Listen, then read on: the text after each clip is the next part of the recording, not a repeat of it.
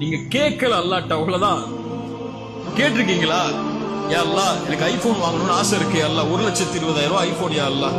எத்தனை பேங்கா இறஞ்சு அந்த போன் வாங்குற சென்டருக்கு போனீங்கன்னா 4 பேர் உட்கார்ந்துருப்பான் கடன் கொடுக்கறதுக்கு. அவன்கிட்ட போய் எனக்கு கிடைக்குமா, ஏன் அக்கௌண்ட்டுக்கு என் பேலன்ஸுக்கு கிடைக்குமா, என் பேலன்ஸுக்கு கிடைக்குமான்னு கேட்டீங்கல்ல.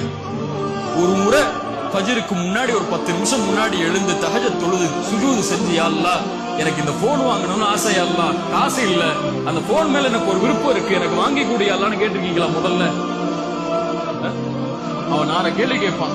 அவன்கிட்ட போய் கேட்கறதுக்கு முன்னாடி ரப்பிட்ட போய் ஒரு வார்த்தை கேட்டிருந்தால், وَإِذَا سَأَلَكَ عِبَادِي عَنِّي فَإِنِّي قَرِيبٌ أُجِيبُ دَعْوَةَ الدَّاعِ إِذَا دَعَانِ, அழைப்பவர் அழைத்தால் பதில் கொடுக்கிறேன்.